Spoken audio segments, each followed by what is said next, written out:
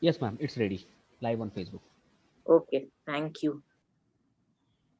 Good evening, everyone.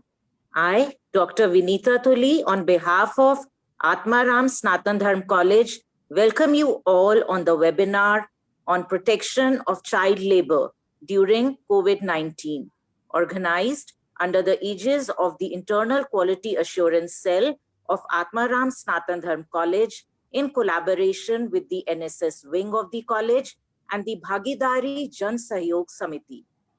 It gives me immense pleasure to welcome our distinguished guests on the occasion. Chairperson, Ms. Rashmi Singh, Director, Department of Women and Child, Government of India. Chief guest of the occasion, Honorable Gautam Mananji, District and Sessions Judge, and Special Secretary, Delhi State Legal Services Authority, a body of the Delhi High Court. Our guest of honors, Dr. Rajendra Dhar, Advisor, Ministry of Labour, Government of India. Guest of honor, Shri Rakesh Gaur, President, Odisha NGO, and also Shri Vijay Gaurji, our guest of honor, and Secretary General, Bhagidari Jan Sahyog Samiti. We are really honored to have all of you with us, and we are really glad that you took out time for us to be with us on this occasion. I also welcome our principal, Professor Gyantosh Kumar Jha, under whose dynamic leadership and guidance the college has grown exponentially over the years. I invite you, sir, to welcome our guests and say a few words. Thank you, Vinita. Honorable Ms. Rasmi Singh, Director, Department of Women and Child, Government of NCT Delhi. Honorable Mr. Gautam Manan, Additional District and Sessional Judge. Honorable Dr. Rajendra Dhar, Advisor, Labour Ministry, Government of India. Honorable Sri Rakesh Gaur, President, Odisha NGO. Sri Vijay Gaurji, Secretary General, Bhagidari Jan Sahyog Samiti. Dr. Vinita Tuli, Convener, Webinar Committee of the College. And Dr. Anjani Singh, Convener NSS. All other distinguished guests and my dear students. It's a great pleasure and honor for me to welcoming all the dignitaries who are present in this webinar for delivering their lecture on a very pertinent topic, protection of child labor during COVID-19. I'm grateful and I express my gratitude to all the dignitaries who has given their consent to participate and to become a guest in this program. During COVID-19, we have done a lot of programs, online programs in virtual mode in our college. And Dr. Vinita Tuli has organized more than 100 programs, in fact, for the benefit of students and academicians. And we have discussed many subjects which are very important for the society in general and very special for the students. And I think it's a demanding subject for the students to know that how child laborers are being protected or how they are living in this uh, COVID-19 period, because this is a very tough time for the humanity, for all of us, for our country, and for everyone. So these kind of discussion, I think, will motivate our students to do some work for the society. I am thankful to the organization Jan Sahyog Bhagidari, uh, who has collaborated with our NSS wing to organize this program. So once again, I welcome you all and thank you so much. Over to Dr. Vinita Tuli. Thank you. Thank you, sir. Now I hand over the proceedings to Dr. Anjani Kumar Singh, the NSS Program Officer of the college. Thank you, ma'am. Now I call Sri Vijay Gaur, Secretary General Bhagidari Jan Sahyog Samiti, to kindly moderate the program. Sir, please. Thank you जी। सबसे पहले तो मैं आज के आयोजन समिति में एनएसएस आत्माराम सनातन धर्म कॉलेज और भागीदारी के संयुक्त तत्वाधान में आयोजित इस वेबिनार में आए हुए अतिथियों का आयोजन समिति की ओर से स्वागत करता हूं। आज का विषय सचमुच बड़ा संवेदनशील है और कोविड-19 के रहते जिस तरह से बच्चों ने ये अत्याचार सहा है, बच्चे किडनैप हुए, बच्चों को घर वालों ने ही उनके साथ अत्याचार करके काम पर लगा दिया। स्थिति ऐसे भी हुई कि घर में नौकरी छूट गई घर के मुखिया की और फिर बच्चे को उसका पूरक बनाते हुए उसको भी लेबर के लिए लगा दिया और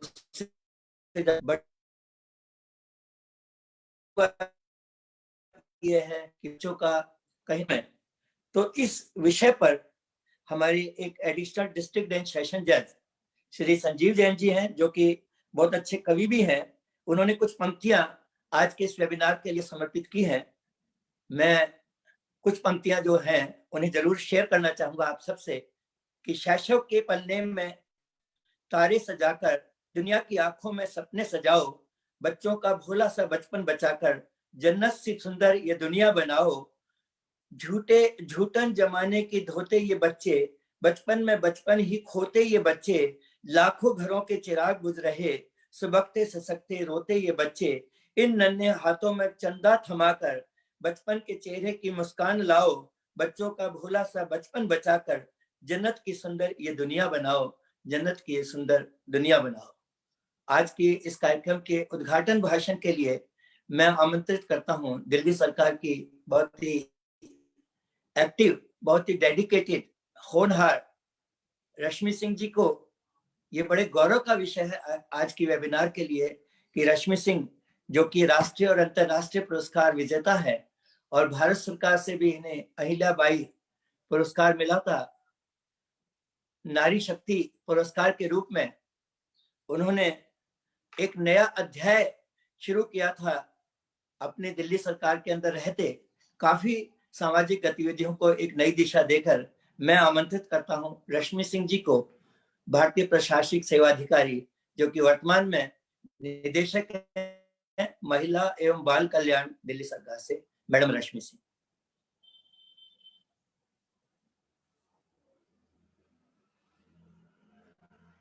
Ma'am, please unmute.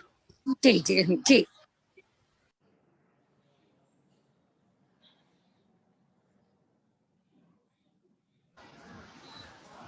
हाँ, मेरी आवाज अब आ रही है? अब आ रही है जी मैम, जी। तो जैसा दिख रहा होगा, मैं अभी आज ही यात्रा करके आई हूँ कोयम्बटूर, और कोई ऑफिशियल कार्यक्रम ये था जिसमें कि department of personal and training एक ये अपना प्रोग्राम ये करते हैं, तो जिसमें मुझे आने का अवसर मिला है। लेकिन क्योंकि मैंने पहले से कमिटमेंट दिया हुआ था इस प्रोग्राम में जुड़ने के लिए, तो आप लोगों के बीच हूँ। और सबसे पहले तो आयोजकों को बहुत बहुत बधाई देना चाहती हूँ इस बात के लिए कि आपने जो विषय चुना है वह बहुत ही ज़्यादा समय के अनुसार एक गंभीर चिंता का भी विषय है, और साथ में चिंता के साथ सबको मिलकर के कुछ कार्य करना, उसकी प्रतिबद्धता को बढ़ाने के लिए इस तरह के मंच की आवश्यकता भी बहुत है। क्योंकि मेरा यह मानना है कि जब किसी बात पे हम विचार विमर्श करते हैं तो साथ ही कहीं ना कहीं प्रतिबद्धता भी लेकर के आते हैं कि बहुत कुछ और करना है इस विषय पे। तो मैं विषय संबंधी आपको यह बताना चाहूंगी कि बाल श्रम जब हम कहते हैं कि चाइल्ड लेबर, तो वो हमेशा एक चुनौती तो रही है, और वह अर्बन है या रूरल है, मतलब वो चुनौती सबके लिए रही है। ऐसा नहीं है कि सिर्फ शहरी क्षेत्र में, ग्रामीण क्षेत्र में भी, ग्रामीण क्षेत्र में भी हम देखते हैं अभी भी गांव गांव में जो है बच्चे स्कूल नहीं जाकर के खेत पे बच्चों को लगा दिया गया काम करने के लिए। ऐसा भी होता था कि अपना ईटा अभी की भट्टी में लगा दिया गया, तो कोई अपना बीड़ी उद्योग है तो बीड़ी बना रहा है, फिर कारपेट उद्योग है तो कारपेट बना रहा है। तो इस तरह के हमें कई जगह जो है वो बच्चों, पहले पटाखे, मतलब पटाखों में अपना बहुत बच्चों के निम्बल हैंड्स जो कहते हैं, तो दो कारण रहता था, एक तो निम्बल हैंड्स, दूसरा है कि चीप लेबर। तो चीप लेबर क्योंकि वहां पर जो है आप अपना, वो लगता था लोगों को कि नहीं, अपना हम जो बड़े लोगों को न्यूनतम जो एक वेज स्ट्रक्चर ये नहीं है करके, जो दूसरे को हम अंडरग्राउंड भी कर लेते हैं, क्योंकि कानूनन तो अपराध है, जैसा सबको पता है कि चाइल्ड लेबर एक्ट है, कानूनन अपराध है, लेकिन जो एक्सप्लॉयटेटिव कल्चर हो जाता है समाज में, तो उस एक्सप्लॉयटेशन का भुगतना किसको पड़ता है? बच्चों को भुगतना पड़ता है सबसे ज्यादा। क्यों? क्योंकि बच्चे कहीं ना कहीं अभी भी एक कमजोर वर्ग में आते हैं, जिनकी आवाज सब तक नहीं पहुंच पाती है। तो इसलिए हम जितने कानून की रक्षा करने वाले लोग हैं या कानून के हित में बात करने वाले लोग हैं, वो शिक्षाविद हों, वो एनएसएस, अपनी आत्माराम कॉलेज के जो एनएसएस विंग है, प्रिंसिपल, सबको मैं बहुत बधाई देना चाहूंगी कि उन्होंने इस पे जो है अपने एक एकेडमिशियन होते हुए, एकेडमिशियन का एक रोल जो है सिर्फ चिंतन रिसर्च पर्पस के लिए नहीं, बल्कि कनेक्ट करना, प्रैक्टिशनर्स को कनेक्ट करना, मेरे जैसे प्रैक्टिशनर्स जो इस फील्ड में काम कर रहे हैं तो उनको कनेक्ट करना। डीसीपीसीआर मिस्टर गौड़ यहाँ पे हैं, राजेंद्र धर जी हैं जो कि लेबर डिपार्टमेंट का, जिनको बहुत अनुभव रहा, यहाँ पे डीएलएससी से गौतम मान जी हैं, तो जिनका लीगल सर्विस अथॉरिटी की बहुत बड़ा रोल रहता है, और विजय गौड़ जी जो सामाजिक सेवा में जो भागीदारी जन सहयोग के साथ जुड़े हैं। तो सबको एक कड़ी में पिरो करके प्रिंसिपल, फैकल्टी आत्माराम कॉलेज की सबको मैं बधाई भी देना चाहती हूँ कि आपने जो है इस विषय पे स्टेक होल्डर्स की मैपिंग करके सबको एक साथ लाए हैं, जिसमें कि कई बार डीसीपीसीआर के जो हमारे कंसल्टेंट हैं मिस्टर गौड़, तो वो भी अपना साथ में है। तो इस तरह से जो है सबकी कहीं ना कहीं बहुत बड़ी भागीदारी होती है। तो विषय संबंधी मैं यह कहना चाहूंगी, चिंता इस बात की है क्योंकि यह विषय डिमांड, तो डिमांड भी, क्योंकि चाइल्ड लेबर का जो चीप लेबर, जैसे मैंने कहा कि एक तरफ तो डिमांड है, दूसरी तरफ सप्लाई क्यों? क्योंकि पेरेंट्स की भी कई बार मजबूरी होती है। कौन पेरेंट्स नहीं चाहते हैं अपने बच्चों को स्कूल में पढ़ाना, लेकिन उसके बाद भी कई बार मजबूरी होती है कि वो अपने बच्चे को जो है वो कहीं ना कहीं लायबिलिटी भी समझ लेते हैं कि हमें एक जो मुंह को वो कम खिलाना, तो जाओ तुम अपने जो है जीविका का खुद अर्जन करो, और या फिर तुम पूरे परिवार के लिए जीविका का जो है तुम ही अर्जन करो। तो इस तरह से एक सप्लाई साइड जो है, पेरेंट्स की जो रेडीनेस है, तो बहुत कॉम्प्लिकेटेड हो जाता है कि डिमांड है चीप लेबर, दूसरी तरफ पेरेंट्स हैं जो कि बच्चों का जो कानूनी हक है उसको नहीं समझ रहे, खुद एक्सप्लॉइट कर रहे हैं इसको। क्योंकि मेरा यह मानना है कि जब तक कि मतलब पूरी तरह से इस विषय को नहीं समझेंगे एंड इस डिमांड एंड सप्लाई चेन को हम ब्रेक नहीं करेंगे, तो बहुत मुश्किल हो जाता है इसके लिए समाधान करना सिर्फ कानून से। क्योंकि हम सब जानते हैं चाइल्ड लेबर एक्ट क्या कहता है, कानूनी अपराध है, लेकिन उसके बाद भी ऐसा क्यों हो रहा है कि हम अभी भी चोरी छिपे देखेंगे, वो ढाबा है या कई बार तो घरों में छोटे बच्चे जो है आपको काम करते हुए मिलेंगे। आज की तारीख में कोविड को लेकर के क्यों ज्यादा चिंता हुई? इसलिए क्योंकि कहीं ना कहीं एक लोगों की जीविका को लेकर के एक बहुत बड़ी चुनौती हुई, लाइवलीहुड का एक क्राइसिस वह हुआ, माइग्रेशन जो है वो रेट बढ़ा, अर्बन रूरल माइग्रेशन जो है वह बढ़ा, लोग लौट करके शहरों से गए, जब काम का लॉस हुआ, जहाँ जाते हैं वहां नौकरी नहीं, तो फिर क्या होता है कई बार वही है कि बच्चे जो है वो अपना वल्नरेबल हो जाते हैं, इजी प्रे हो जाते हैं, कई बार जो है वो अपना देखेंगे कि मतलब रैकेट्स में भी फंस जाते हैं, ऐसा रैकेट जो कि उनको बेगरी रैकेट में भी लेकर के जा रहा है, ड्रग्स रैकेट में लेकर के जा रहा है, क्राइम रैकेट में लेकर के जा रहा है। तो कोविड का यह प्रभाव भी देखने को मिला है कि जुवेनाइल क्राइम बहुत ज्यादा बढ़ गया।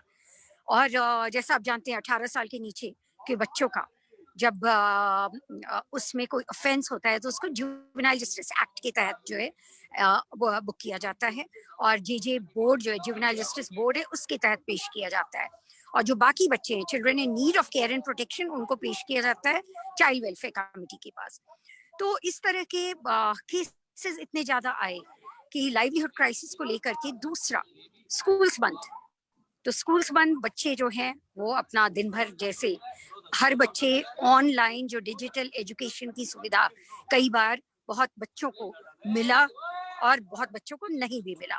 तो यह भी एक चुनौती रही कि कई पेरेंट्स को यह लगा कि नहीं स्कूल तो बंद है, बच्चा तो घर में बैठा हुआ है, तो इसलिए चलो 4 पैसे ही कमा ले। वह भी एक क्राइसिस रहा।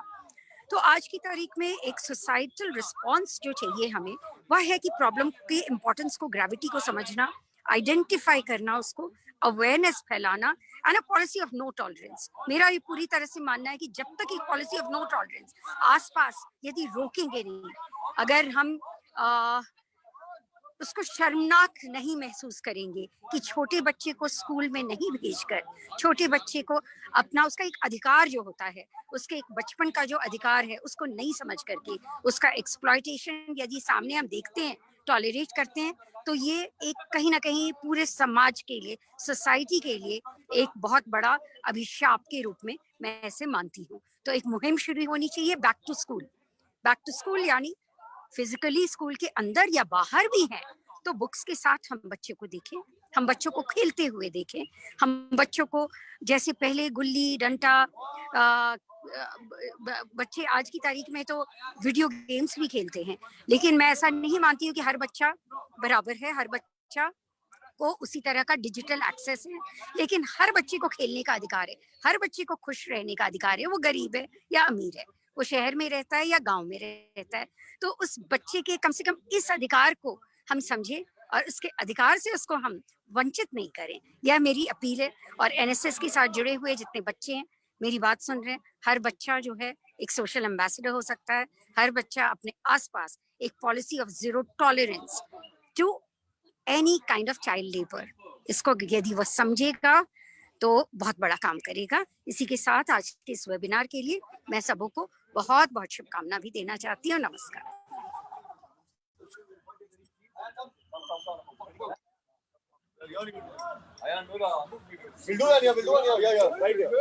जी आवाज सुन पा रही मेरी?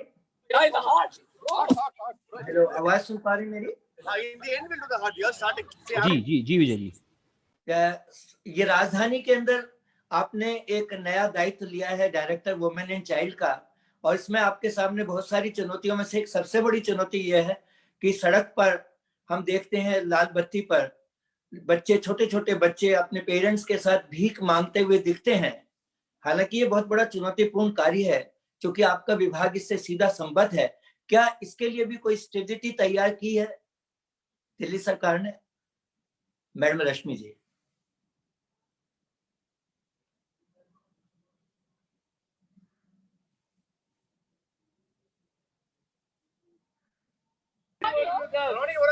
हाँ, मेरी आवाज आ रही है?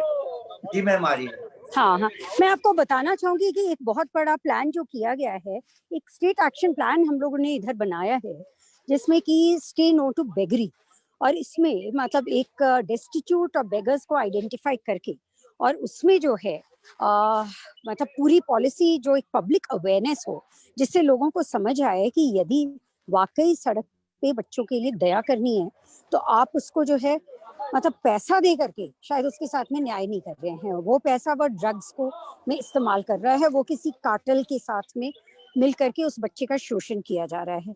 तो यह एक मुहिम का प्रयास है। इसी तरह एक सुल्तानपुरी में एक अभी हम लोगों ने एक drug de addiction centre and rehabilitation centre की शुरुआत की है, और गौतम मान जी यहाँ पे हैं, और हम लोग एक साथ दिल्ली लीगल सर्विस अथॉरिटी के साथ में ये मुहिम हुई, और जुवेनाइल जस्टिस कमेटी जो है तो उसने बहुत इसमें जो है अपनी प्रतिबद्धता दिखाई, और ये एक पायलट है, और इसी तरह के सेंटर्स जो हैं वह कई और शुरू करने की योजना है। तो और इसके अलावा जैसे कि आंगनवाड़ी से जो हम एक पब्लिक अवेयरनेस महिला मंडल के थ्रू एक अवेयरनेस क्रिएट करने की भी प्रयास कर रहे हैं।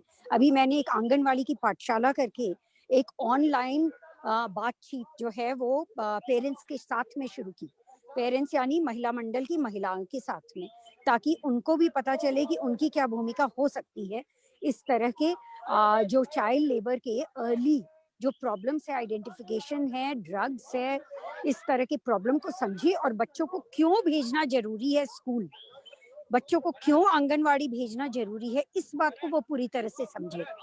क्योंकि जब तक पेरेंट्स या समुदाय के लोग पूरा नहीं समझेंगे तो बहुत मुश्किल होगा कि इसको हम लोग सोचे कि सिर्फ जो है वो पुलिस के हेल्प से या फिर सिर्फ हम कानून से, जुडिशियरी से हम किसी सोशल प्रॉब्लम को जड़ से हम सॉल्व नहीं कर सकते हैं। तो सोशल प्रॉब्लम के लिए जरूरी है कि societal awareness on the issue. तो हमारी मुहिम, जैसा आपने दिल्ली सरकार, अभी हमने, मैं समाज कल्याण विभाग में भी अभी स्पेशल सेक्रेटरी के रूप में जो है डायरेक्टर कम स्पेशल सेक्रेटरी दोनों, उसका भी चार्ज देख रही हूँ। तो यह समाज कल्याण विभाग की ओर से भी ये मुहिम है जिसमें कि हम ये एंटी बेगर्स वाले में, मतलब zero tolerance to child beggary. लेकिन यह कैसे होगा? अगेन मतलब ऐसा पहले तो देखिए कि अपना एक अलग से कानून था बेगरी प्रिवेंशन के लिए, जो कानून में कि भाई हम इसको कॉन्विक्ट मांग करके जो है वो जेल में बेगर्स कोर्ट के थ्रू जो है वो एक तरह से वो जेल भेज दिया जाता था। लेकिन उससे क्या बेगरी प्रिवेंशन हो गया? नहीं हुआ। तो इसलिए एक पॉलिसी ऑफ सोशल री इंटीग्रेशन का प्रयास ज्यादा किया जा रहा है। तो सोशल प्रॉब्लम्स जो है उसका जो सोल्यूशन है वह भी मतलब एक कॉम्प्रिहेंसिव सॉल्यूशन देखने का प्रयास किया जा रहा है। बच्चे के लिए रिहैबिलिटेशन, सोशल इंटीग्रेशन, रेस्टोरेशन, ये सब जरूरी है। इंस्टीट्यूशनल केयर जहाँ जरूरी है, हमारे बहुत सारे चिल्ड्रंस होम्स हैं, तो ये चिल्ड्रन होम में इंस्टीट्यूशनल केयर मिलता है उन बच्चों का जिनका देखने वाला कोई नहीं है, और चाइल्ड वेलफेयर कमेटी के माध्यम से वो बच्चे उन होम्स में भेजे जाते हैं। कई होम्स एनजीओज भी चला रहे हैं, उनके पास भी भेजे जाते हैं। लेकिन नॉन इंस्टीट्यूशनल जो सर्विसेज है उसमें हमारे प्रोबेशन ऑफिसर्स हैं, तो वह भी प्रयास किया जा रहा है कि उनके वेलफेयर ऑफिसर जो दिल्ली हमारी जुवेनाइल चाइल्ड प्रोटेक्शन यूनिट है, डीसीपीओ कहते हैं, तो हर डिस्ट्रिक्ट में एक डिसीपीओ है, डिस्ट्रिक्ट मैजिस्ट्रेट को लीड करना है डिस्ट्रिक्ट लेवल टास्क फोर्स। तो ये सिर्फ दिल्ली की बात नहीं है, हर डिस्ट्रिक्ट में, हर जिले में एक जो इस तरह का चाइल्ड प्रोटेक्शन जो यूनिट बना हुआ है, तो उसका भी यह जिम्मेदारी हो जाती है। और जैसे चाइल्ड लाइन है 1098, तो बच्चे, जब आप किसी बच्चे का अधिकार का हनन देखते हैं तो ऐसे में जरूर फोन करना चाहिए, 1098 पे बनाना चाहिए। हेलो हेलो, ये सारी है Yes, मैडम ma'am, you're आवाज। audible. हाँ, तो 1098 चाइल्ड लाइन की मैंने बात बताई कि जरूर जो कंप्लेन करना चाहिए और अवेयरनेस होना चाहिए कि बच्चा child in need of care and protection है, तो चाइल्ड वेलफेयर कमेटी के पास यदि आप जाएंगे, उस बच्चे को लेकर के, हर डिस्ट्रिक्ट में चाइल्ड वेलफेयर कमेटी है, लेकिन शायद अवेयरनेस सबको नहीं है कि वो कहाँ है। तो मैं भी अपने वेबसाइट में जरूर देखूंगी कि ताकि लेटेस्ट जितने जो लोकेशन है वह सबको पता रहे। अभी हम लोगों ने बहुत 1 महीना डिटेल प्रोसेस ऑफ इंटरव्यू करके एक हाईकोर्ट के रिटायर्ड जज जस्टिस गाबा जी के चेयरमैनशिप में कमेटी थी जिसमें मैं सदस्य सचिव थी, तो 1 महीना बहुत गहन जो है उसका सदस्यों का चयन किया गया। तो नए सदस्य आए हैं, उनकी पूरी 1 हफ्ते की ट्रेनिंग भी प्लान्ड है जो जुडिशियल एकेडमी एंड डीसीपीसीआर के साथ में मिल करके, जिससे कि हर बच्चों का मतलब क्या हो सकता है जब हम रिहैबिलिटेशन की बात करते हैं, तो वो कहाँ जाए, उसका फॉलोअप मैकेनिज्म क्या हो, उसमें पेरेंट्स की क्या काउंसलिंग हो। काउंसलिंग की भी बहुत बड़ी भूमिका होती है, बच्चे की भी काउंसलिंग, पेरेंट्स की भी काउंसलिंग, क्योंकि सिर्फ शॉर्टकट कई बार जो हम देख लेते हैं कि नहीं, वही 4 पैसे वाली जो मैंने बात कही, शॉर्टकट तो हो गया, लेकिन उस बच्चे का भविष्य तो अंधकार में हो गया। तो इसको बच्चा भी समझे और उसको पेरेंट्स भी समझे और आसपास के लोग भी समझे कि हम बच्चे का जिंदगी को अभिशाप नहीं बनाए, वो वरदान है और उसको वरदान की तरह ट्रीट करना है। तो आपके साथ जो बच्चे जितने जुड़े हुए हैं आत्माराम कॉलेज का, मेरे साथ में, और यदि वो वॉलंटियर करना चाहें तो बिल्कुल हम लोग वेलकम करेंगे उनको, और मैं ट्विटर पे भी अवेलेबल हूँ, रश्मि सिंह @ आप वो चेक कर सकते हैं, IAS करके ये है, तो आप जरूर अपना भेजें या मेल करें, हमारे WCD के मेल ID पे मेल करें, तो मैं कोशिश करूंगी कि आप लोग को भी किसी न किसी मुहिम में बहुत प्रोएक्टिवली हम लोग इन्वॉल्व कर सकें। थैंक यू रश्मि जी, विस्तृत प्रकाश डालने के लिए इस ज्वलंत समस्या पर। और आज हमारे बीच में है राकेश गौर जी। राकेश गौर जी रिटायर्ड सीनियर दैनिक सफसर हैं और अंतर्राष्ट्रीय ख्याति प्राप्त सोशल एक्टिविस्ट हैं। ये बहुत बड़ी बात है, जिन्होंने UN जैसे प्लेटफॉर्म पर भी कई बार चाइल्ड लेबर पे एड्रेस किया है और अंतर्राष्ट्रीय स्तर पर आपको पुरस्कृत भी किया गया है, जिसका कारण ही है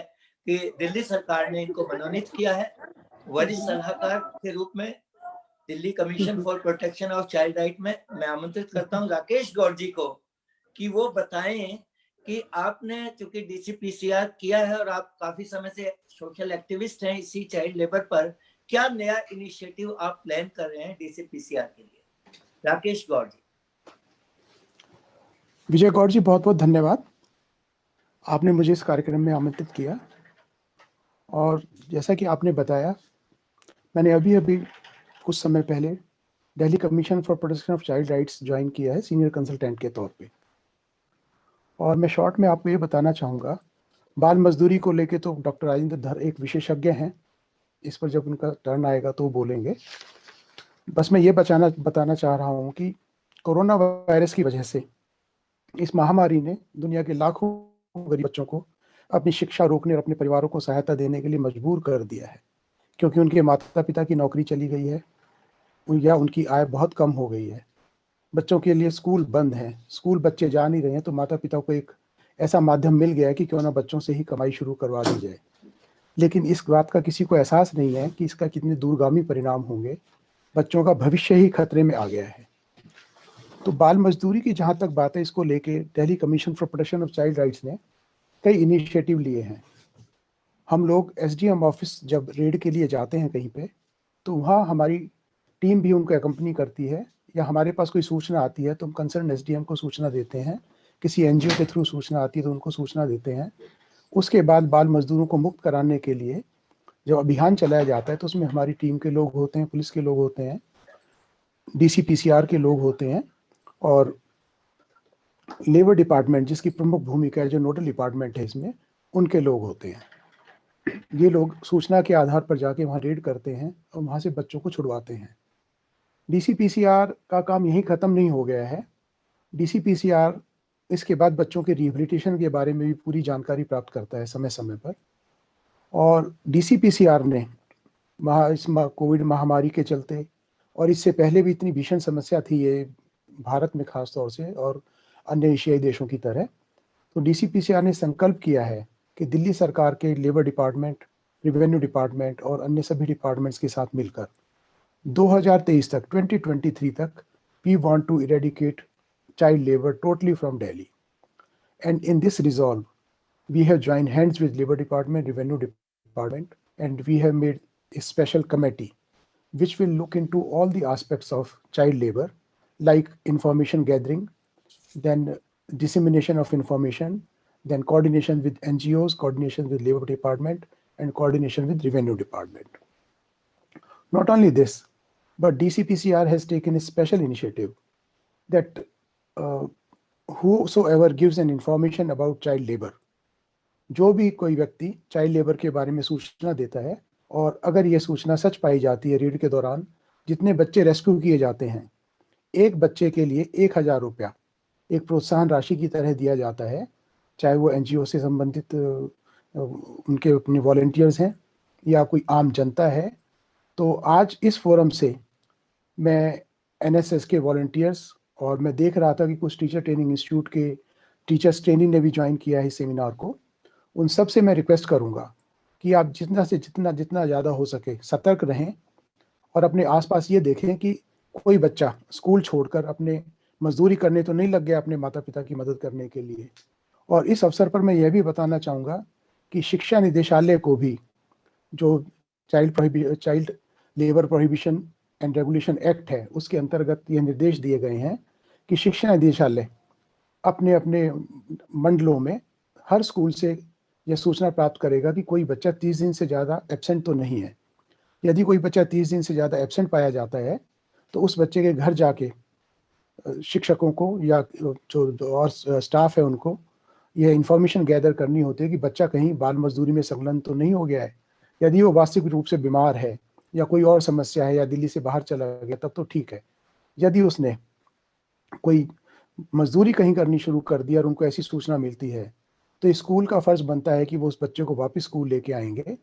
तो DCPCR ने एक इनिशिएटिव ये भी लिया कि डायरेक्टरेट ऑफ एजुकेशन से हर महीने हम स्कूल से जो बच्चे एब्सेंट होंगे, क्योंकि अभी तो स्कूल बंद है और 10वीं से 12वीं तक की कक्षा ही अभी शुरू हुई है, लेकिन इसके बाद अभी इससे पहले ऑनलाइन क्लासेस चल रही थी। इसके बाद जब स्कूल खुल जाएंगे तो हम लोग सर्वे करवा रहे हैं सभी स्कूलों में, ताकि ये पता लग सके कि कितने बच्चे एब्सेंट हैं और उनमें से कितने बच्चे ऐसे हैं जिनको बाल मजदूरी की तरफ धकेल दिया गया है, ताकि उन्हें वापस स्कूल में लाया जा सके।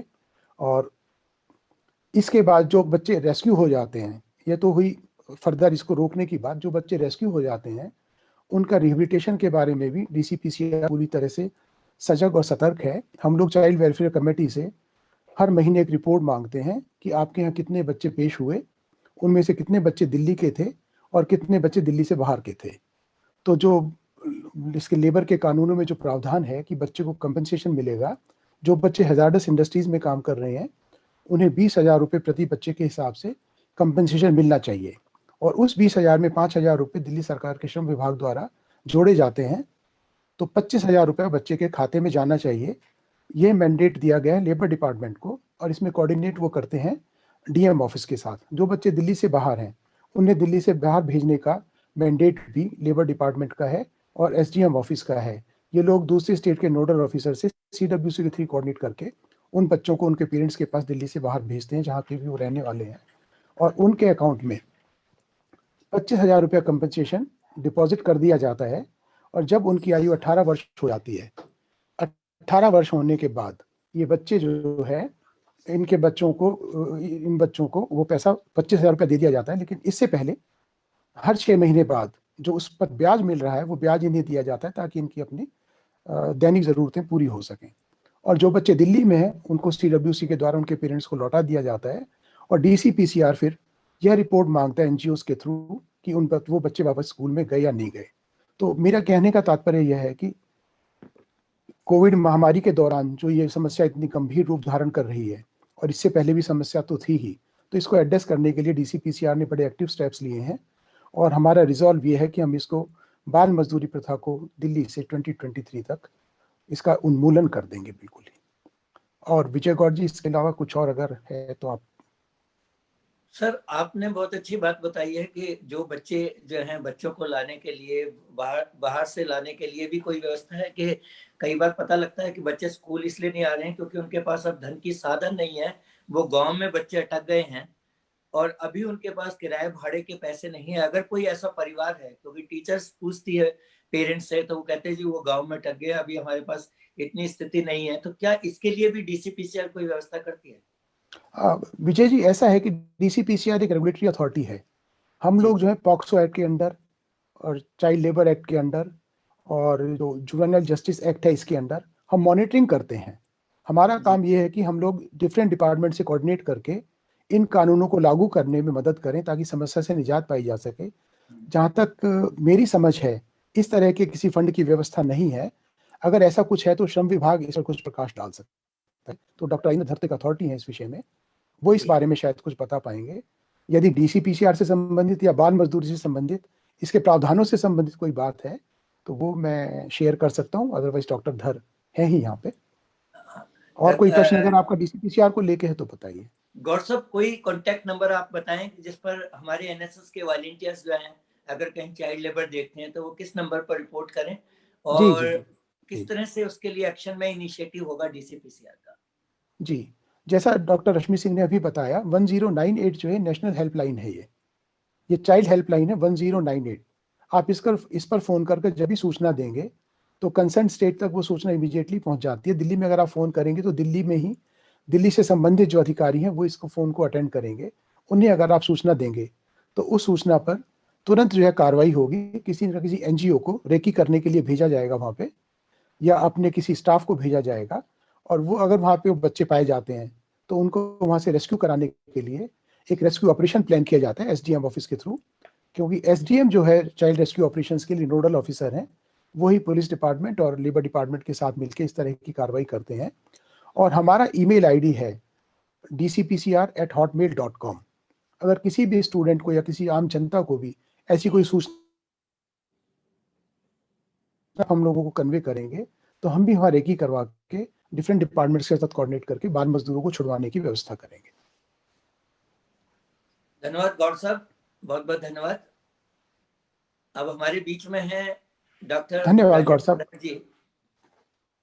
डॉक्टर राजेंद्र धर जी किसी परिचय के मोहताज नहीं है। डॉक्टर राजेंद्र धर जी एक लंबे सेवा काल में श्रम विभाग में कार्यरत थे और additional commissioner government of Delhi labour department से सेवानिवृत्त होने के बाद एक नई पारी ज्वाइन इन्होंने की है कि भारत सरकार में सलाहकार नियुक्त हुए हैं श्रम मंत्रालय भारत सरकार में।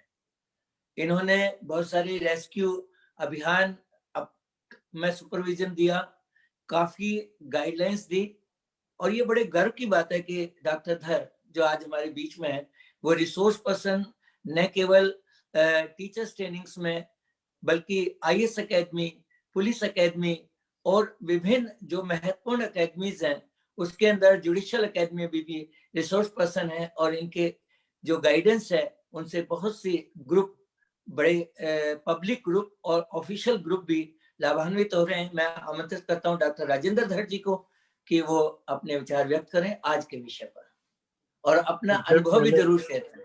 सबसे पहले मेरा नमस्कार सभी को और बहुत बहुत बहुत बधाई। वैसे रश्मि मैडम ने तो काफी कहा है, लेकिन मैं भी तहे दिल से बधाई देना चाहता हूँ भागीदारी एसोसिएशन को, जो एक बहुत ही बढ़िया और लाजवाब काम करी सोसाइटी के लिए। डेल्सा को गौतम मेनन साहब यहाँ पर हैं, रश्मि मैडम हैं, राकेश गौड़ जी हमारे कलीग रहे हैं, अब भी साथ हैं, और ARSD कॉलेज के प्रिंसिपल को, फैकल्टी को, स्टूडेंट्स को, NSS को, जिन्होंने एक बहुत बढ़िया प्लेटफॉर्म तो लिया ही लिया है, लाजवाब प्लेटफॉर्म है, सोशल प्लेटफॉर्म है, लेकिन उससे 10 गुना ज्यादा लाजवाब सब्जेक्ट है चाइल्ड लेबर और उससे संबंधित जो परेशानी उत्पन्न हुई कोविड-19 की वजह से। जैसा मेरे से पूर्व वक्ताओं ने बहुत अच्छी तरह से, बहुत खूबसूरत तरीके से कहा है चाइल्ड लेबर के और बाकी मुद्दों के बारे में, यहाँ मैं वो चीज कहना चाहूंगा गौड़ साहब, जो मुझे अक्सर कहा जाता है, भाई आप इस पद पे रहे हो, दिल्ली गवर्नमेंट में और सेंट्रल गवर्नमेंट में हो, आप हमेशा बतौर क्रिटिक के हिसाब से अपने व्यूज रखते हो, ऐसा क्यों? मेरा प्रश्न सभी जो सुनने वाले हैं और जो वक्ता हैं, जो बोलने वाले हैं, जो अभी और भी बोलेंगे, और विजय जी आपसे भी, राकेश जी आपसे भी, ये है कि जिस आप शख्स को या पर्सनैलिटी को आमंत्रित करते रहे हैं या करेंगे इन फ्यूचर ऐसे सोशल इंपॉर्टेंट इश्यूज में, वो हमेशा ही तैयारी का एक ऐसा नक्शा खींचते हैं जो सच है अपने आप, उसमें कोई दो राहें नहीं है। इतने सारी preparation, action plan on ground level, awareness, sensitisation, mapping, rescue operations, इतने सारे एक्ट्स, जे एक्ट की बात हुई, चाइल्ड लेबर एक्ट 1986 है, मैं आगे और डिटेल में बताऊंगा, बेगरी के बारे में है। फिर इतना कुछ अगर मशीनरी लगी है तो ग्राउंड लेवल पे नतीजे उस हिसाब से आते नहीं। What is the reason? कारण शायद हम नहीं जानते हैं। हम जिस विभाग में काम कर रहे हैं या जिस क्षेत्र को देख रहे हैं, चाहे पुलिस अफसर हो, चाहे डेल्सा वाले हो, चाहे लेबर वाले हो, चाहे NGO, चाहे सोशल वेलफेयर डिपार्टमेंट हो, कोई भी, हमेशा एक पॉजिटिव रूप ही दिखाते हैं। सच है, ठीक है, अच्छी बात है, कर रहे हैं, बट उसमें कमी क्या आ रही है सिस्टम? क्यों वो बिखर रहा है सिस्टम? या तो समस्या का जो आकार है वो हिमालय से भी ज्यादा बड़ा है और हमारी जो टेबलेट है इलाज करने की वो इतनी सी है, and that's why there is a huge gap.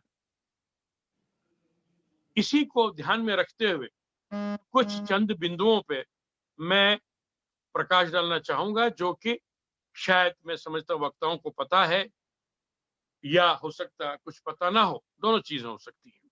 मैं स्पष्ट और बड़ा क्लियर बोलूंगा, इसमें कोई किसी को, व्यक्ति विशेष को या विभागीय पर्सनैलिटी को बुरा मानने की जरूरत नहीं है, क्योंकि ये मैं 28-29 साल के अनुभव के आधार पर कह रहा हूं, और थोड़ी सी बात चुभती भी है लेकिन ये सत्य है। चाइल्ड लेबर एक सोशल कुरीति है, सामाजिक कुरीति है, न कि हिंदुस्तान में ही बल्कि पूरे विश्व भर में, और सदियों से रही है। जैसे मैडम रश्मि ने कहा, निम्बल फिंगर्स हैं, नाजुक उंगलियां हैं, बार्गेनिंग पावर नहीं है, यूनियन नहीं बना सकते हैं, वेजेस ज्यादा नहीं कर सकते हैं। ये सब चीजें शुरू से ही चलती रही हैं। छुप के काम होता, सबको मालूम है कि नहीं करना चाहिए ओपनली, क्योंकि चालान है, प्रोसिक्यूशन है, जेल है। ये सब बातें अपने आप में ये तो थी। इन सभी समस्याओं को 100 गुना बढ़ा दिया कोविड की परेशानी ने। इस आपदा की वजह से पूरे विश्व भर में अफरा तफरी मच गई, इकोनॉमी बिगड़ गई, लाखों लोग की मृत्यु हो गई। पूरे विश्व की बात कर रहा हूं। लाखों लोग बेरोजगार हो गए, छोटे सरमाएदार बिजनेसमैन बंद हो गए, उनके लोन किस्त उतर नहीं रही है, कोई सुसाइड्स भी हुई हैं। तो आपदा जिसे कहते हैं, विपदा, आपदा, कोई भी नाम दें, ये विकट रूप, इससे भयंकर रूप धारण किया है, जो कि अभी भी, जिसे हम कहते हैं हिंदी में, हाथी गुजर गया पूंछ गुजर रही है या निकल रही है। अभी भी उस स्टेज में हम लोग सारे हैं, पूरे विश्व भर के लोग। यूके और लंदन में तो शायद दोबारा एक वेव नई सी चली है, मैं उस पर जिक्र नहीं कर रहा हूं। इन सब चीजों का बहुत भयंकर असर पड़ा है चाइल्ड लेबर पे, बाल श्रम पे, बहुत जबरदस्त असर पड़ा है। क्या असर पड़ा है? फ्लैश ट्रेड बढ़ गया है, क्योंकि जब आमदन खत्म हो गई तो भाई रोटी तो खानी है गरीब परिवार को, तो बच्चों को धकेला गया, भाई कहीं भी जाओ, जब तक तू रोटी कमा के नहीं लाएगा घर में घुसने नहीं देंगे। मैं अभी भी उन लोगों के संपर्क में हूं। मजबूरन लोगों ने ये भी कहा, हमें नहीं पता, तुम चोरी करो, रोटी कमा के लाओ। हमारी भी अपनी लड़कियों, जो छोटी लड़कियां बालिकाएं हैं, उनको फ्लैश ट्रेड में जबरदस्ती हालातों ने धकेला। शोषण हुआ, आर्थिक, मानसिक, इमोशनल। नौकरियां जिनकी थी, जो हैजार्डस ऑक्यूपेशन प्रोसेस में नहीं लगे थे, नॉर्मल काम कर रहे थे, उनकी नौकरियां छूट गई क्योंकि खर्चे कम करने पड़े। आपने देखा होगा चांदनी चौक में हजारों की संख्या में दुकानें हैं छोटी छोटी गलियों में, और सैकड़ों छोटे बच्चे, कोई चाय दे रहा है, कोई सिगरेट ला रहा है, कोई बीड़ी ला रहा है, कोई सैंपल दे रहा है, वो सब बाहर है आज। दिल्ली में केवल 3.25 लाख कर्मचारियों का पलायन हुआ है, जो कि बिहार गए, यूपी गए, आंध्र प्रदेश गए, उत्तराखंड गए, वेस्ट बंगाल के कुछ वर्कर थे। उनके बच्चों का कोई ट्रैकिंग सिस्टम नहीं। उन बच्चों का वैक्सीन की कितनी रिक्वायरमेंट है, कोई क्वांटिफिकेशन नहीं है, कोई डाटा नहीं है, किसी भी सरकार के पास नहीं, केंद्र सरकार में भी नहीं। ये एक कोविड से संबंधित जो आपदा थी, कुछ समस्याएं हैं। अब मैं दूसरे पक्ष में आ रहा हूं, कमी कहां रह गई? सबसे बड़ी कमी है लाखों चालान प्रोसिक्यूशन, श्रम विभाग पूरे देश भर में किए जाते हैं और लोगों को जेल भी भेजा जाता है। सब चीजें ठीक है, लेकिन जिसके लिए सारी कार्रवाई की जा रही है, जो है चाइल्ड लेबर, जिसको रेस्क्यू किया गया है, उसका कोई ट्रैकिंग और मैपिंग दोबारा नहीं की जाती।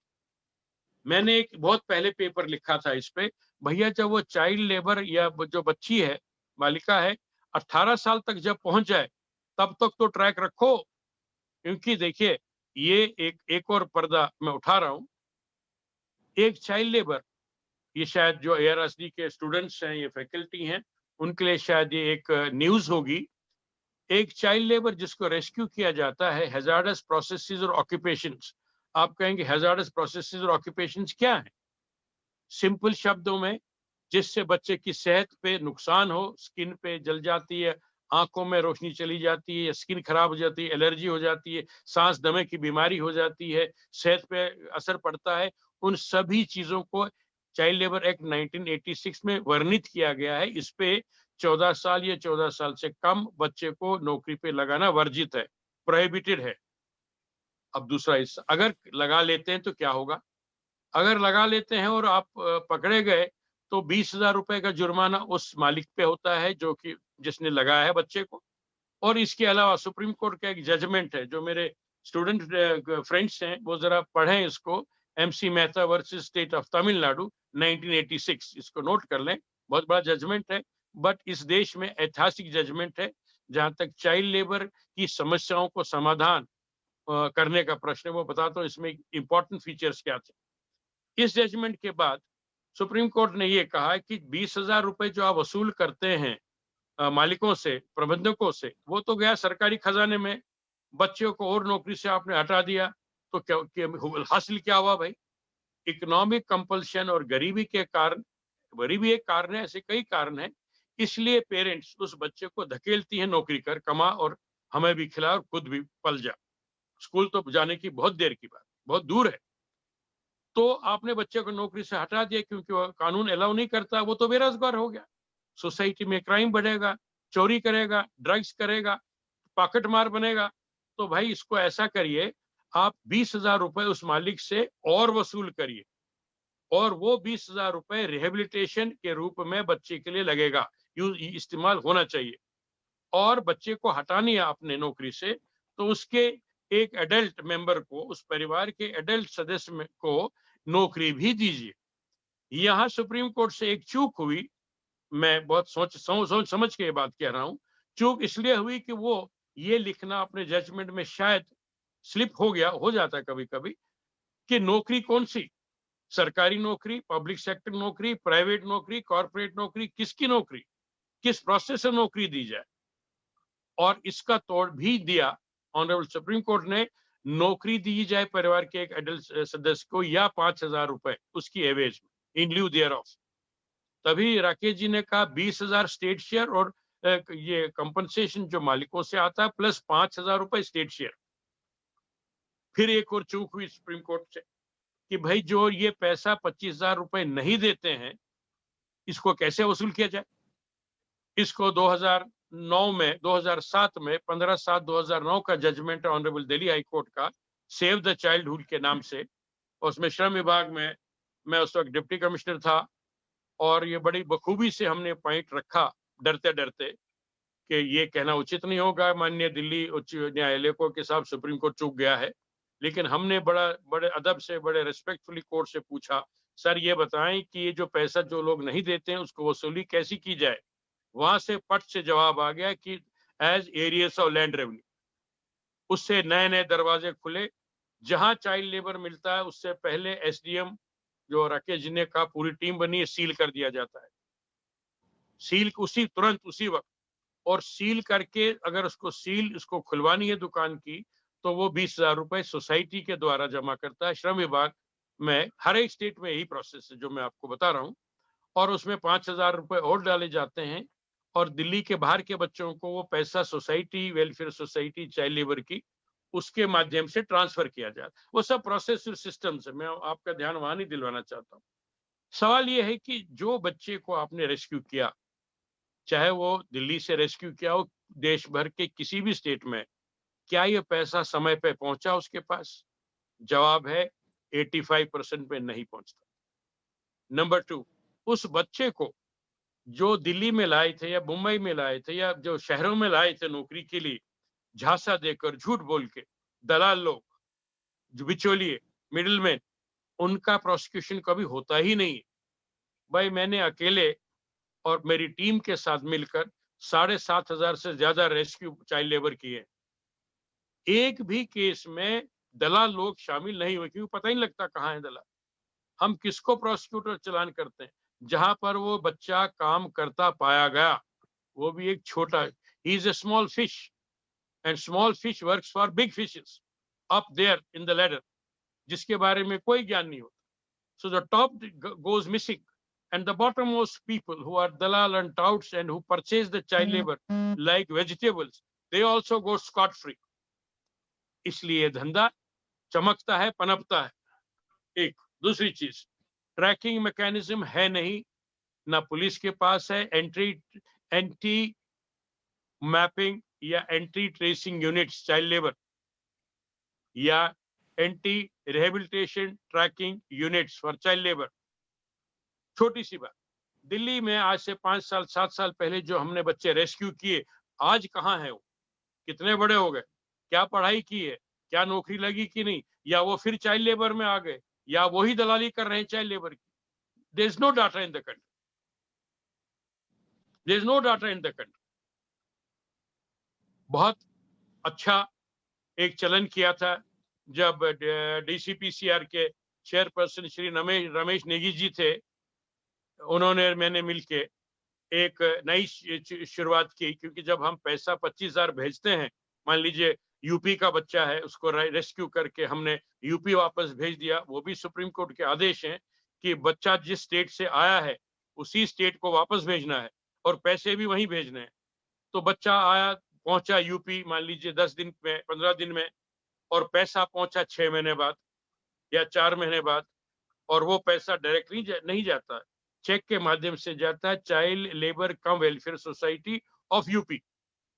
और बाय द टाइम वो यूपी तक वहां तक पहुंचे और उसके जुगी बदल गई, एड्रेस बदल गया, बच्चे मिल नहीं रहे, पेरेंट्स का पता नहीं कहाँ है, क्योंकि ये सब बहुत गरीब वर्ग के बच्चे होते हैं जिनसे काम करवाया जाता है। धक्के मार के मैं एक बात कहूंगा, तो पैसा समय पे नहीं पहुंचता है, और कई केसेस में ये देखा गया कि 3-3, 4-4 साल लग गए पैसा पहुंचने में, और बच्चा 18 साल का हो गया।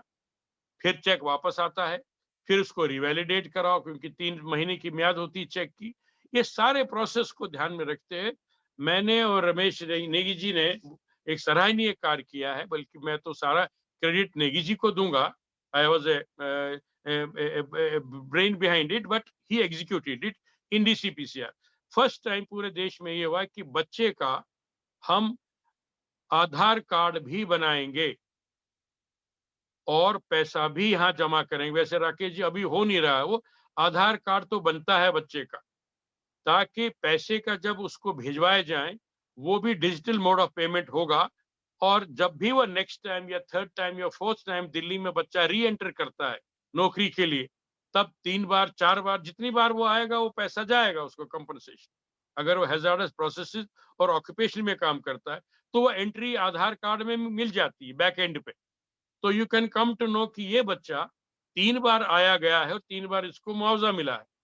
तो ये पैसा सोसाइटी न भेज के बच्चे के 0 बैंक बैलेंस अकाउंट में, जो कि आधार से खोला जाएगा, उसी में जमा किया जाना चाहिए, और उस सोसाइटी को इंटीमेट करना चाहिए जिस स्टेट से वो बच्चा आया है, ताकि वहां पर उसको मैसेज हो जाए कि भाई पैसा आ गया इसका। तो ये शायद लिंकेजेस अभी बन नहीं पाई है। That will be authentic tracking of rescued child labor in Delhi. Delhi should lead for entire country. वो अभी मॉड्यूल शायद बना नहीं है बैंक से लिंक करने का। आधार कार्ड तो बन रहे हैं बच्चों के, ये तो बिल्कुल क्लियर है, उसके बगैर बनता नहीं है। इसके अलावा प्रोसिक्यूशन और चलान्स भी इतने शिद्दत से नहीं किए जाते हैं श्रम विभाग द्वारा, हालांकि मेरा ही विभाग रहा है, लेकिन एक बहुत कम लोगों को जेल भेजा जाता। आप कहेंगे मैं क्या बात कर रहा हूँ, लेकिन हाँ, ये अगर सोशल क्राइम है, बच्चे को, यूथ को और इंडिया के फ्यूचर जनरेशन को हम खराब कर रहे हैं, या कुछ बिजनेस लोग अपने 4 पैसा कमाने के लिए या बचाने के लिए अगर खराब कर रहे हैं, तो इम्प्रिजनमेंट का एक क्लॉज है एक्ट में, वो जरूर इस्तेमाल किया जाना चाहिए। ये हालांकि बेलेबल ऑफेंस है, लेकिन इम्प्रिजनमेंट बहुत कम होता है। So I am saying prosecution strengthen हो, ट्रैकिंग मैकेनिज्म बिल्कुल होना चाहिए, खासकर रेस्क्यूड चाइल्ड लेबर का। और जो मेन चीज मैं कहना चाहूंगा, फिर एक बच्चे का जो एक बच्चा फेचिस अबाउट, बिहार का बच्चा हो तो 65,000 रुपए, ये मैं समझाता हूँ क्यों और कैसे, और अगर नॉन बिहार से आया है तो 45,000 गारंटीड है। अब मैं समझाता हूँ कैसे, एक और मैं सेकंड लूंगा। रेस्क्यू चाइल्ड लेबर जब होता है, रेस्क्यू किया जाता है, तो जो चालान के हैं, वो तो चालान का जो रकम है, राशि है 20,000 रुपए as per child labour act 1986, वो तो सरकारी खजाने में गया, मेट्रोपॉलिटन मजिस्ट्रेट साहब ने फाइन किया और वो गया चालान में फाइन। इसके अलावा रिहेबिलिटेशन हो गया 20,000 जो एम्प्लॉयर ने जमा करने हैं, स्टेट शेयर हो गया 5,000, हो गए 25,000, और निहायती रूप से दिल्ली में तो ये चलन है, और ये शायद पूरे देश भर के हर एक स्टेट में ये चलन हो चुका है पिछले 10 साल से लगभग, कि हर चाइल्ड लेबर को बंधुआ मजदूर भी मान लिया जाता है। सच है अपनी जगह पे, ये फैक्ट है, क्योंकि बड़े कन्फाइंड कंडीशन में काम करवाया जाता है। किसी से मिलने की इजाजत नहीं है, किसी को अंदर आने की इजाजत नहीं है, बच्चा बाहर चक्कर लगाने नहीं जा सकता, वो सोता भी वहीं है, वो काम भी वहीं करता है, वो रहता भी वहीं है, और सब कुछ दुनिया उसकी उसी कमरे में है। क्योंकि मालूम है सब लोगों को जो काम करवाने वाले हैं कि ये सामाजिक कुरीति है, इसको ओपनली नहीं रखा जा सकता। यहाँ तक कि पड़ोसी को भी पता नहीं होता कि बंद कमरे में रात को बच्चों से काम करवाया जाता है। चोर की आवाज आती है तो वो कमरा बदल लेते हैं, वो किराए पे ही होता है ये सारा, और छुप के होता है। एक मुझे याद है 1998 में एक रेस्क्यू ऑपरेशन मैंने किया था रात के 3 बजे एक टबैको फैक्ट्री में, नाम है कुबेर टबैको, बता सकता हूँ, और 74 बच्चे मिले उसको रात के 4 बजे। दिन में जाओ तो कुछ नहीं होता, साफ सुथरा होता है। कहने का मतलब छुप के काम होता है, और इसलिए लोग इसको दिखाना नहीं चाहते हैं। न कोई लेबल है, न कोई चार्ट है, न कोई दुकान है, न कुछ भी नहीं होता। तो ये एक और ये भी समाज की कुरीति है कि छुप के काम करते हैं, इसलिए bonded conditions. Freedom of movement नहीं है, फ्रीडम ऑफ स्पीच नहीं है, freedom of nothing is there. So every bonded labor under the Bonded Labor Act is also entitled, हर बंधुआ कंडीशनों में काम करने वाला, चाहे वो एडल्ट हो या बच्चा हो, चाहे लेबर हो, 20,000 रुपए अतिरिक्त का एंटाइटल है, उसका एंटाइटलमेंट। तो 25,000 प्लस 20,000 हो गए 45,000। और नीतीश कुमार जी ने, मुख्यमंत्री बिहार ने, एक अनाउंसमेंट किया था जो आज भी लागू है। जो बिहार से बच्चा बिलोंग करता है और अगर वो कहीं भी रेस्क्यू किया जाता है तो उस बच्चे को बिहार सरकार से 20,000 रुपए अतिरिक्त दिए जाएंगे। तो 45,000 प्लस 20,000 हुए 65,000। ये इतनी बड़ी राशि है गौड़ साहब कि it defeats the whole purpose of right to education. जो फ्री कहता है कि साहब 14 साल के बच्चे या 16 साल के बच्चे को फ्री है एजुकेशन देना, बिल्कुल पर्पस ही डिफीट हो जाता है। 65,000 नहीं तो बाकी जो बच्चे किसी भी प्रांत के हो, किसी भी स्टेट के हों, 45,000 तो गारंटीड है। तो आप ये बताएं, अगर एक परिवार में 4 या 5 बच्चे हैं, 2-2 करके और अगर काम करने के लिए भेजा जाता है, और पेरेंट्स ही या बीच में जो लोग इन्वॉल्व हैं वही मुखबिर बन जाते हैं, वही कंप्लेंट करते हैं कि साहब बच्चा है, चाइल्ड लेबर है, ताकि बच्चा रेस्क्यू किया जाए, उनको वापस ही सुपुर्द किया जाए और 45,000 रुपए उनको दे दिए मिल जाए। तो एक विशेष रैकेट, विशेष सर्कल, विशेष टाउट्स कितना लेते हैं, आई हैड नो डाटा कि वो बंटवारा पैसे का कैसे होता, बट ये फैक्ट है कि जब तक इस नेक्सस को ब्रेक इवन पॉइंट करके जड़ से साफ ना किया जाए, तब तक ये कुरीति समाज की बनी रहेगी। या तो इंसेंटिव को रोक कर, मेरे से किसी ने पूछा विज्ञान भवन में कि दर साहब क्या किया जाए, मैंने कहा ऐसा है, जो रेस्क्यू हुआ चाइल्ड, उसके परिवार की क्या क्या आवश्यकताएं हैं। अगर बहन है तो लाडली स्कीम का बेनिफिट, अगर दिल्ली में है तो, बड़ा लड़का है आईटीआई करना चाहता हो तो आईटीआई में दाखिला दे दे, इंसेंटिव फीस सरकार दे, उनके हाथों में पैसा मत दीजिए। उनकी इकोनॉमिक जरूरतों को सरकार पूरा करे जहां तक संभव हो, एक पॉलिसी फ्रेमवर्क में। ताकि आप पैसे देंगे, पिताजी दारू पी लेते हैं, पिताजी कुछ और कर बैठते हैं। मैरिजेबल डॉटर है तो उसको एक मैरिज डिसेंट तरीके से मापदंड पॉलिसी करके एक शादी करवा दी जाए। होलिस्टिक जिसे कहते हैं ना, you adopt a family holistically and give them all necessary economic insulation and comforts, शायद ये रोक सके। तो विज्ञान भवन में ये रिकॉर्डेड है सारा मिनिस्टर, लेकिन करे कौन, क्रियान्वित कौन करे? सजेशन तो एक से एक इंटेलेक्चुअल मैं साइंटिस्ट से करता हूँ, मैं जेएनयू में भी बात करता हूँ, मैं दिल्ली यूनिवर्सिटी में भी बात करता हूँ। सवाल है who has to do what, role clarity, function clarity नहीं है। और तभी इस देश में court, supreme court, high court को इंटरवीन करना पड़ता है कि इसका काम ये है, इसका काम ये है, इसका काम ये है। और वो भी अगर हम लोग ढंग से और शिद्दत से ऑनेस्टली करें तो शायद कुछ असर आ सकता है। इसको मैं फिर अपनी बात को रिवाइज करते हुए, ट्रैकिंग सिस्टम होना चाहिए जो मॉनिटर कर सके रेस्क्यूड चाइल्ड लेबर को, उसके स्कूल का, एजुकेशन का, कैरियर का क्या हुआ।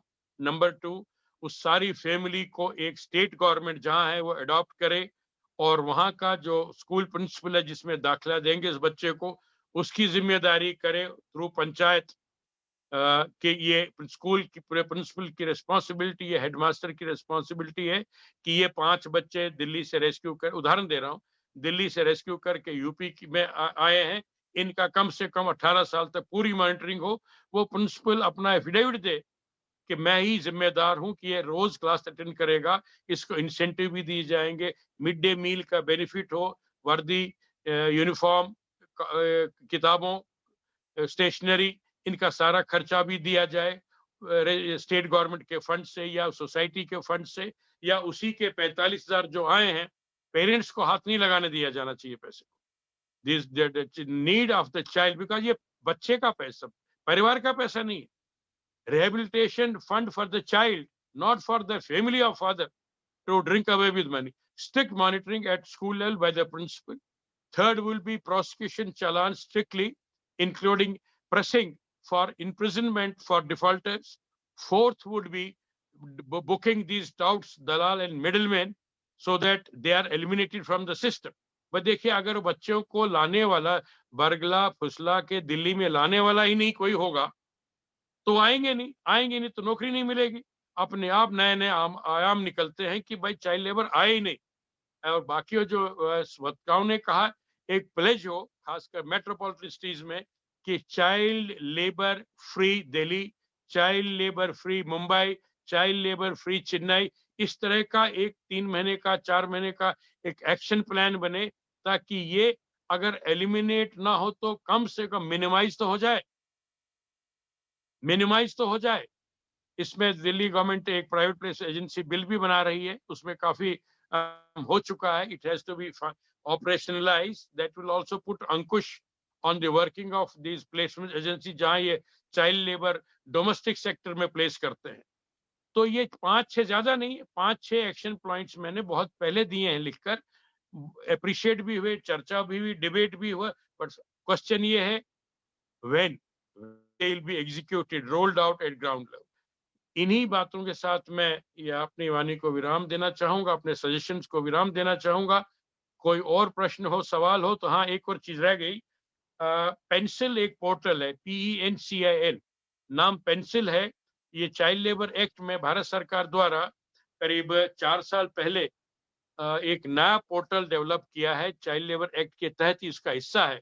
नाम है पोर्टल का चाइल्ड पेंसिल। पेंसिल एक बहुत छोटा सा पोर्टल है जो कि स्टेट गवर्नमेंट को निर्देश दिए गए हैं कि वह अपना एक्शन टेकन रिपोर्ट हर 15 दिन में इसमें अपलोड करें कि क्या किया और कितना किया। बस इसमें एक लिमिटेशन है, 50 ही शब्द डालने होते हैं। तो उसका एक बहुत अच्छा इस्तेमाल है उड़ीसा, केरला, वेस्ट बंगाल और इन राज्यों द्वारा बड़ी सक्रिय कार्रवाई की जाती है और वो लिखते हैं कि साहब ये नहीं हुआ हमसे। जनरली सरकार में एक ट्रेंड है, सब हो गया सब। प्लीज अगर हम माइंडसेट चेंज करें, सर ये नहीं हो रहा, इस पे आप हमें ज्ञान दें, प्रकाश डालें, मार्गदर्शन करें, क्योंकि उसमें लोगों को, अफसरों को, कमिश्नरों को शर्म आती ये कहने में कि ये नहीं हुआ। But this is how you learn. अगर इतनी अच्छी रोजी पिक्चर है, बहुत बढ़िया है, सभी सब अपना काम कर रहे हैं, तो फिर ग्राउंड लेवल पे ऐसी परिस्थितियां क्यों हैं? हजारों लाखों बच्चे आज भी चाइल्ड लेबर कर रहे हैं। Go and see it. Visible नहीं है आंख के सामने, लेकिन अगर आंखों का पर्दा उठाएं तो बहुत कुछ है। लेकिन अगर हम एक्शन प्लान सुने तो सभी अपना बढ़िया काम कर रहे हैं। फिर ऐसा क्यों? There is a wide gap between the two. So to fill the gap, certain strategic actions and policies with monitoring systems are to be put in place for effective elimination, implementation ही कह रहा हूं मैं, elimination of child labor. With these words, I'll conclude and say a big thanks to you, all of you, and good wishes. Thank you.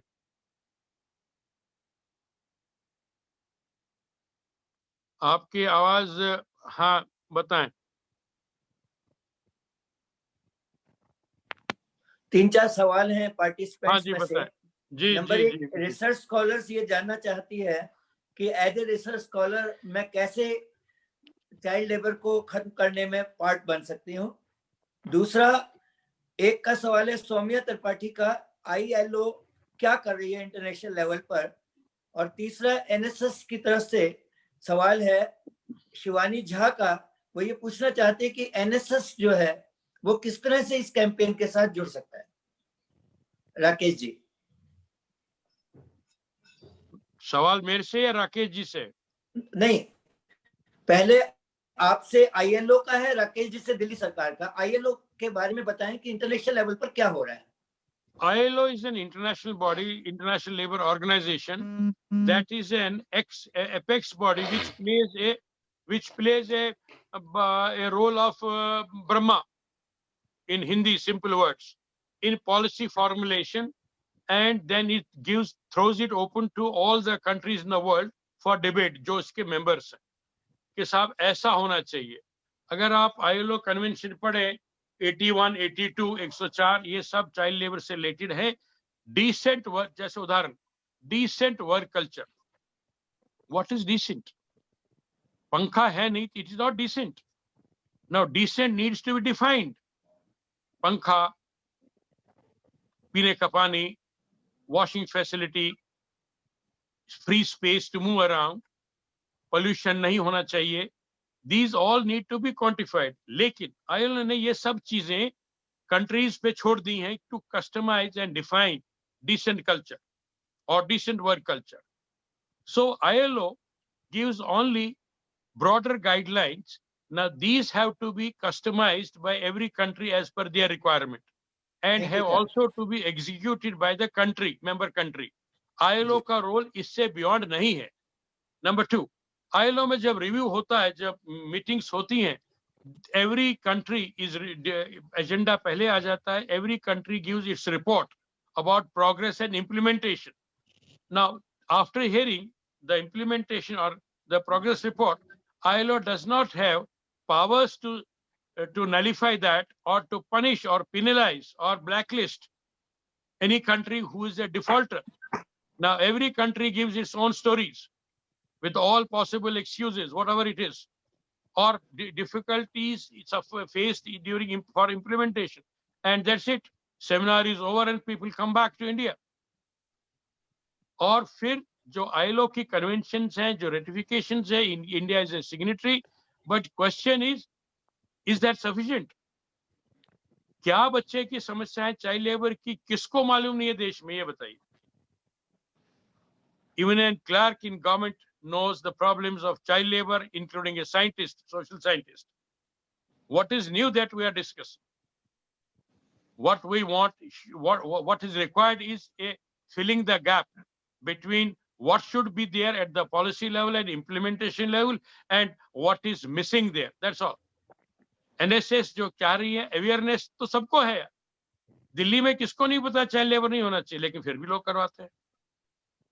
सो मेरा आपसे appeal होगी और request होगी NSS लोगों से कि आप try to read and try to write something which can fulfil the gaps that exist between policy and implementation. मैं अपना विजय जी से दरखास्त करूंगा, मेरा मोबाइल नंबर आप शेयर कर लें इनके साथ, in case of any further clarification. Sir आप बता दें you can get in touch with me. As I told you, I'm a very, very, very critic of the government function. 9810135369। मैं तो यहाँ तक गया हूँ, एक्सक्यूज मी, कि अगर हम कहते हैं कि साहब दिल्ली ने 1000 बच्चे पकड़े हैं एक साल में और उसमें मेरे 4 साइंटिस्ट बन गए, 4 इंजीनियर बन गए, 4 डॉक्टर बन गए, 4 MBA कर रहे हैं, 4 BBA कर रहे हैं, 4 यहाँ पहुंच गए हैं या कॉर्पोरेट में नौकरी। No, it's not there. That would be a success story, that would motivate others. हाँ, ये देखो इस रास्ते पे चलते हैं, सरकार की पॉलिसियों का पूरा फायदा उठाओ और जिंदगी अपनी नहीं पूरे परिवार की बदल दो, सुधर दो अपनी जिंदगी। ऐसा है नहीं। Anyway, get in touch with me. Thank you Vijay ji. Thank you. अभी इससे पहले कि मैं और सवाल लूं, हमारे बीच में श्री गौतम मेनन जी जो हैं, मैं उनको आमंत्रित करूंगा। गौतम मेनन जी एडिशनल डिस्ट्रिक्ट एंड सेशन जज हैं, एक लंबा अनुभव है उनका, 28-29 साल से भी अधिक का उनका अनुभव है जुडिशरी का। और ये हमारे लिए बड़े गर्व की बात है कि इस समय पर वो स्पेशल सेक्रेटरी भी हैं Delhi state legal service authority से, और वो उस माध्यम से इम्पोर्टेंट है आज के विषय के लिए कि बहुत लोगों को ये पता नहीं है कि अपने बच्चे के न्याय के लिए वो किसको नॉक करें, और अगर नॉक करते हैं न्यायालय में तो उनको ये नहीं पता कि यदि वो अफोर्ड नहीं कर सकते तो वकील कहाँ से उपलब्ध होगा, उनको निःशुल्क कहाँ से होगा। हमारे बीच में माननीय न्यायाधीश महोदय एडिशनल डिस्ट्रिक्ट जज श्री गौतम आनंद को आमंत्रित करता हूँ और उसके बाद हम क्वेश्चंस बाद में लेंगे। श्री गौतम आनंद जी, माननीय न्यायाधीश। धन्यवाद Vijay sir, Vijay Gaur ji, Rakesh Gaur ji, Rajendra Dhar ji, faculty of ARSD college, principal sir, मैं बहुत शुक्रिया अदा करता हूं कि मुझे आपने इस विषय के लिए चुना और बोलने को कहा। तो आप लोगों ने जैसा कि इतनी देर से आप लोग सुन रहे हैं कि बाल श्रम, चाइल्ड लेबर की समस्या कोई आज की समस्या नहीं, ये हजारों सालों से हमारी सामाजिक कुरीतियों में शामिल है। और एक राष्ट्र को एक सक्षम देश बनने के लिए मार्ग में अगर कोई बाधा है तो मैं समझता हूं कि चाइल्ड लेबर एक बहुत बड़ी बाधा है। तो इससे पहले कि मैं अपनी बात शुरू करूं तो मुझे एक इब्ने इंशा जी की कुछ पंक्तियां याद आती हैं, मैं आपसे जरूर शेयर करना चाहूंगा। वो पंक्तियां उन्होंने शायद उस बच्चे को देखकर लिखी कि जो किसी कंस्ट्रक्शन साइट पर अपने माँ बाप के साथ खेलता हुआ या बैठा हुआ पाया गया। तो कविता इस तरह से है कि ये बच्चा कैसा बच्चा है, ये बच्चा काला काला सा, ये काला सा मटियाला सा, ये बच्चा भूखा भूखा सा, ये बच्चा सूखा सूखा सा, ये बच्चा किसका बच्चा है, ये बच्चा कैसा बच्चा है, जो रेत पर तन्हा बैठा है, ना इसके पेट में रोटी है, ना इसके तन पर कपड़ा है, ना इसके सर पे टोपी है, ना इसके पैर में जूता है, ना इसके पास खिलौना है, कोई भालू है कोई घोड़ा है, ना इसका जी बहलाने को कोई लोरी है कोई झूला है, ना इसके जेब में ढेला है, ना इसके हाथ में पैसा है, ना इसके अम्मी अब्बू हैं, ना इसके आपा खाला हैं, ये सारे जग में तन्हा है, ये बच्चा कैसा बच्चा है, ये बच्चा किसका बच्चा है। तो दोस्तों ये हालात हैं उस बच्चे के जो चाइल्ड लेबर में डाल दिया गया। और आपने मैडम लक्ष्मी सिंह जी को चुना, राजेंद्र धर जी को चुना। हमारी सरकारें कितनी पॉलिसीज बनाने के बावजूद भी चाइल्ड लेबर को रोकने में असक्षम रही। राकेश गौड़ जी ने बताया कि किस तरह से DPC कार्यरत है। वो यूनिट जो चाइल्ड रेस्क्यू करती है, चाइल्ड को उनको मुआवजा देती है, कंपनसेशन दिलवाती है, तो उसके बावजूद भी एज अ राष्ट्र, एज अ देश, हम अपने आप को बहुत ही लाचार पाते हैं जब आज भी हम ट्रैफिक सर्कल्स पर, चौराहों पर, रास्तों में बच्चों को भीख मांगते देखते हैं। मुझे लगता है कि जब एक बार रेड लाइट होती है तो हम ये भी देखते हैं कि बच्चे कलाबाजियां खाकर अपना हुनर प्रस्तुत करके तुरंत पैसा मांगने आ जाते हैं। कपड़ा लेकर स्कूटरों पर मार के, गाड़ियों पर मार के फिर अब छोटा समूह लेकर पैसे के लिए हाथ फैलाते नजर आते हैं।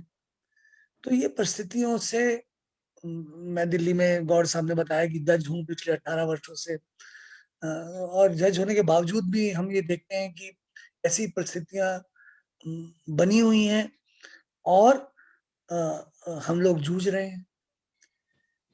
दोस्तों मैं ये बताऊं कि मैं फिलहाल स्पेशल सेक्रेटरी हूँ Delhi state legal service authority में, और हम लोगों का काम है कि लोगों को कानूनी सहायता दें, जो वर्ग सक्षम नहीं है लीगल असिस्टेंस के, लीगल एड के, उनको फ्री लीगल एड और असिस्टेंस दें। उसमें बच्चों का एक बड़ा वर्ग आता है। उनके अलावा दिल्ली में जितनी भी महिलाएं हैं, जितने भी लोग जिनकी सालाना इनकम 1 लाख रुपए से कम है, इंडस्ट्रियल लेबर है, सीनियर सिटीजन हैं जिनकी आय 4 लाख रुपए से कम है, members of schedule caste, schedule tribes हैं, ये सब मुफ्त में कानूनी सहायता लेने के अधिकारी हैं। बच्चे एक बड़ा वर्ग हैं। तो as a part of the state, हम लोगों का भी एक बहुत बड़ा दायित्व है कि हम बच्चों तक उनके अधिकार पहुंचा सके। और बच्चों के अधिकार क्या है? हमारा कॉन्स्टिट्यूशन बोलता है कि abolition of the child labour, special children के बच्चों के लिए कानून बने। आपको मालूम है सबको कि राइट टू एजुकेशन एक्ट दिया गया संविधान के अंदर। 86th अमेंडमेंट आई, आर्टिकल 21A लेकर आया। वो बोलता है कि the state shell provide the free and compulsory education to all children of the age from 6 to 14।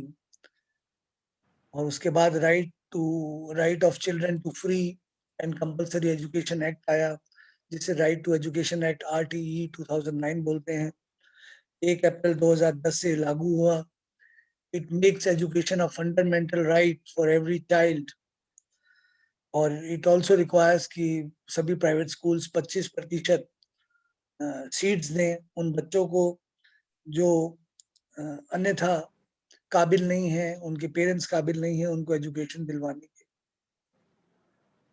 तो इन सभी लॉज की एनफोर्सेबिलिटी के लिए हमारी authority, Delhi state legal service authority, 2 तरीके से कार्य कर रही है। एक तो सरकार द्वारा चलाए गए जितने भी रेस्क्यू ऑपरेशंस हैं, हमारे पैरालीगल वॉलंटियर्स, हमारे लॉयर्स उनका हिस्सा बनते हैं।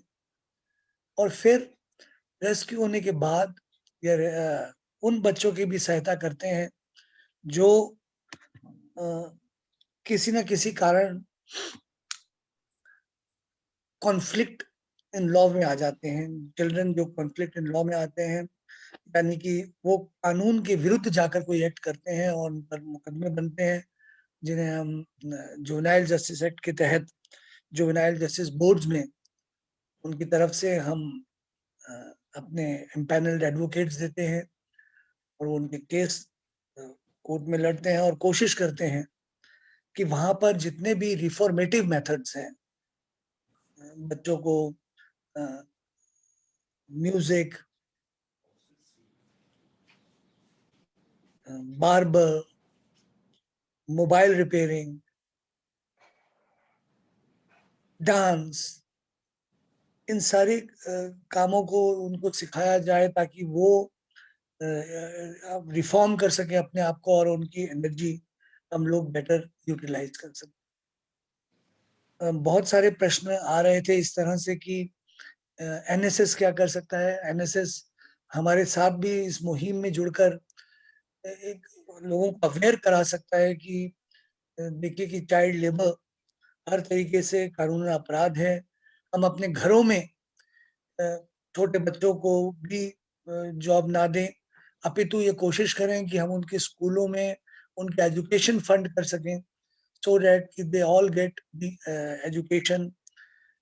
हम लोग अपने आसपास जब भी देखें ऐसे बच्चों को काम करते हुए, उनके माँ बाप से मिलें, उनको काउंसलिंग कराएं और उनको समझाएं कि किस तरीके से हम लोग मिलकर इस सिस्टम को, इस सामाजिक कुरीति को, चाइल्ड लेबर को रोकथाम लगा सकते हैं। दोस्तों, कानून तो अपना काम करेगा ही, लेकिन जरूरी यह है कि हम एज अ समाज, एज अ सोसाइटी इस सामाजिक बुराई के साथ फाइट कर सकें और सक्षम बना सकें। मुझे लगता है कि इस विषय पर राजेंद्र धर जी ने, राकेश गौड़ जी ने और रश्मि सिंह मैडम ने पूर्णतया आपको अवगत कराया है। और आप कृपया करके हम सब हमारा हेल्पलाइन नंबर जो फ्री हेल्पलाइन नंबर है 1516 वो भी अपने स्मृति में रखिए कि जब भी आपको ऐसा लगे कि कोई बच्चा या दिल्ली में कोई भी व्यक्ति जिसको कानूनी मदद चाहिए वो हम तक पहुंचना चाहिए, उसको जरूर बताएं और हम लोग हमेशा उसकी सहायता करने को तैयार हैं। तो मैं आज सबको फिर एक बार शुक्रिया अदा करता हूँ कि आपने मुझे यहाँ बुलाया और मौका दिया ताकि मैं अपनी सोसाइटी, अपनी अथॉरिटी के बारे में, हमारे न्यायिक व्यवस्था के बारे में एक रीअश्योरेंस कर सकूं कि हम भी सरकारी मुहिम में सरकार के साथ इस युद्ध में आप सबके साथ खड़े हैं और अपना रोल पूर्णतः अदा करने को तैयार है। बहुत बहुत धन्यवाद। जैसा आपने बताया था कि कॉलेजेस के अंदर भी कुछ ऐसे क्लब यूनिवर्सिटी स्टूडेंट्स के लिए और टीचर्स ट्रेनिंग कॉलेज में आपने प्लान किए हैं। हाँ, उसके बारे में बिल्कुल बताएं कि किस तरह की वो हम यहाँ इनिशिएट कर सकते हैं। बिल्कुल सही बताया गौर साहब आपने कि हम लोग अपने एड ऑन कोर्सेज करा रहे हैं दिल्ली के समस्त कॉलेजेस में। हमने एक प्रोग्राम चॉकआउट किया है ताकि जितने भी कानूनी विषय हैं, और मैं समझता हूँ कि स्टूडेंट्स और इवन प्रोफेसर्स, लेक्चरर्स, सबको हम लोगों को एक सक्षम समाज बनाने के लिए जितना भी लीगल अवेयरनेस का जरूरत है उसको पूरा करने के लिए हम कॉलेजेस में एक एड ऑन कोर्सेज करा रहे हैं फॉर द स्टूडेंट्स कि वो हमारे साथ एनरोल हो।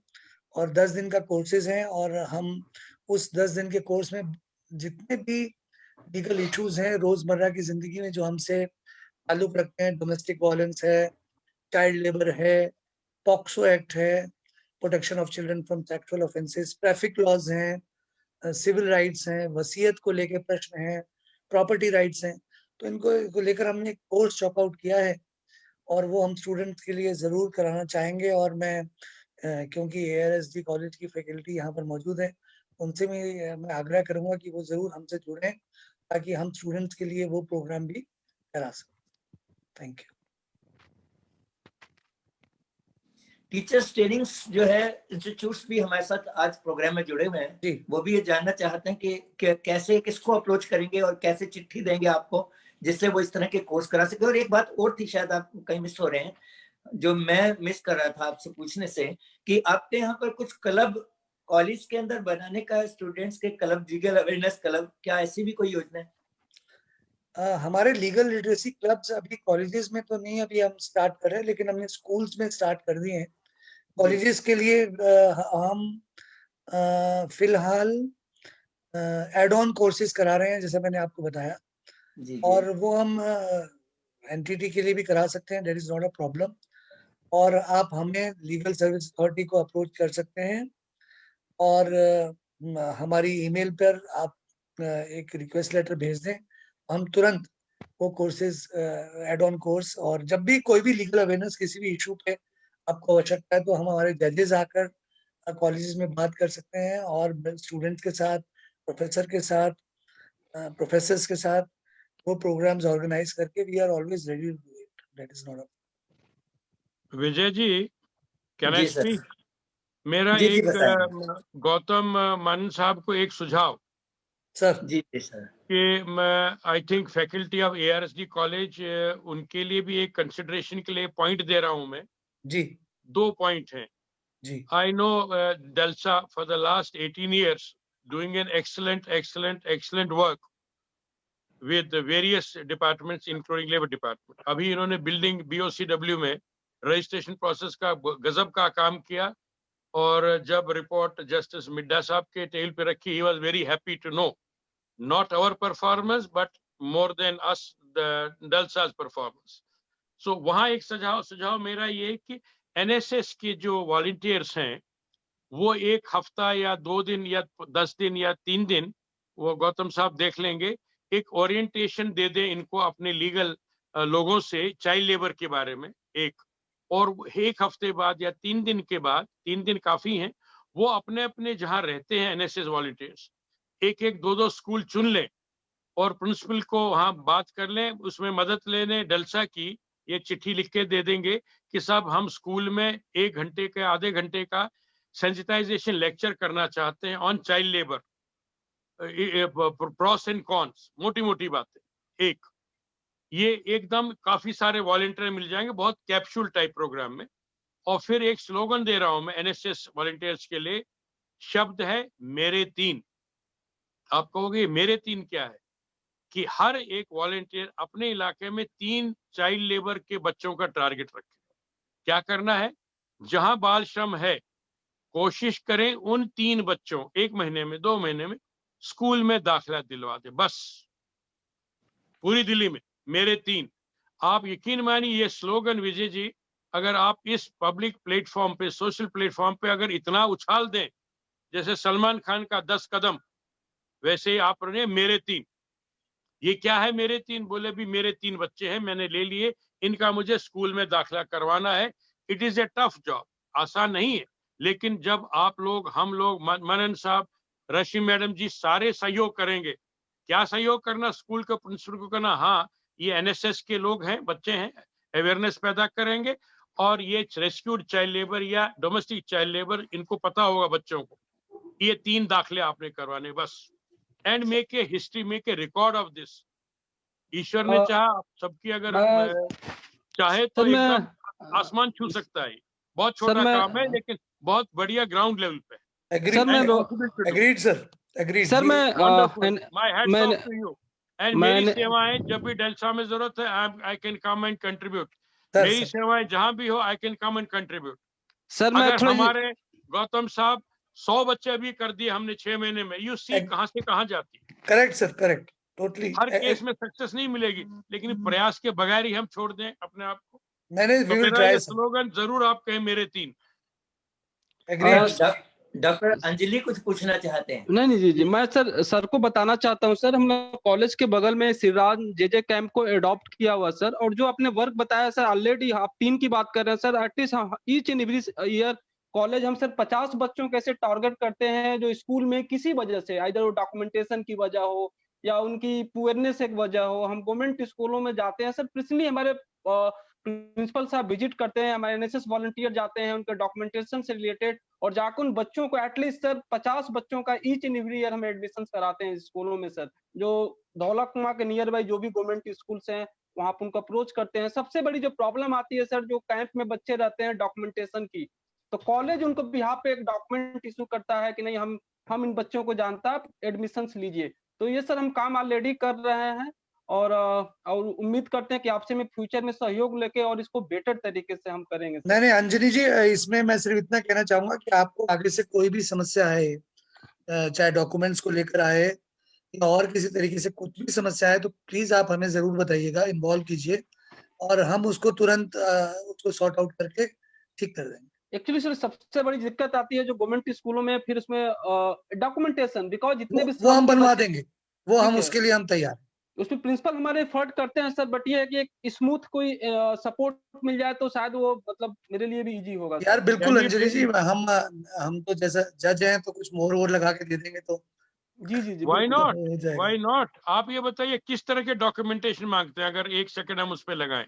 किस तरह के डॉक्यूमेंट जिसे सपोज कीजिए एक बच्चा एक्स है, उसको हम लेके जाते हैं ना, उसके पास रेजिडेंस प्रूफ है ना, उसके पास आधार है ना, वोटर है, कुछ भी नहीं है। स्कूल प्रिंसिपल्स कहते हैं कि दिल्ली की गाइडलाइंस है कि इसके पास एटलीस्ट एक डॉक्यूमेंट होना चाहिए। तो वो एक प्रॉब्लम है। सुनिए होल्ड ऑन, आधार कार्ड बनने में 2 दिन लगते हैं या 2 घंटे लगते हैं। अगर आपको दिक्कत है आधार कार्ड बनाने में, मानन साहब का ऑफिस की सेवाएं यूज करिए, एक फोन से काम हो जाएगा। You just relax. Aadhaar card is the passport for every Indian citizen in India.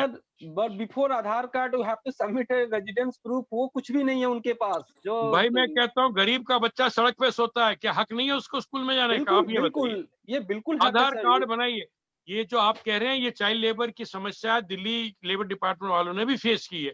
Aadhaar card बनाइए, बोले यहाँ सोता है यार ये घर है उसका, या मना कर तो नहीं बनता। बिल्कुल मना करने की प्रक्रिया है नहीं आधार कार्ड की। सिर्फ जो मृतक है, जो डेड है, उनका ही नहीं बनता।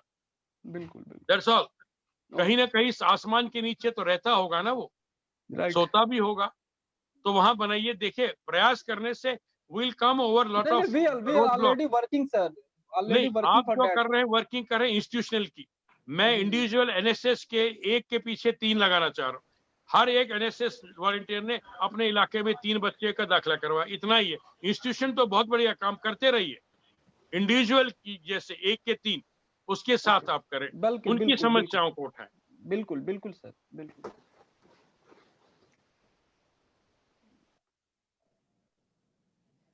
विजय गौड़ जी, विजय गौड़ जी, तो जी कोई क्वेश्चन है, अदरवाइज सर इसको बाइंड अप करते हैं। गौड़ बस साहब वाइंड अप करने का लास्ट वही था। जी सर, लास्ट जी यही था विजय कि जी। गौर साहब से ये सवाल था कि हाँ जो विजय जी, एक NSS मिनट, हाँ जी। हाँ सर, जो एनएसएस आपसे कुछ वॉलंटियर्स जुड़कर क्या ठीक। कैंपेन के साथ जुड़ सकते हैं, डीसीपीसीआर के साथ कोई हाँ, 1 मिनट प्रोजेक्ट लूंगा मैं। के लिए? हाँ जी, 1 मिनट लूंगा। सबसे पहले तो डॉक्टर धर को मैं एड्रेस करना चाहूंगा।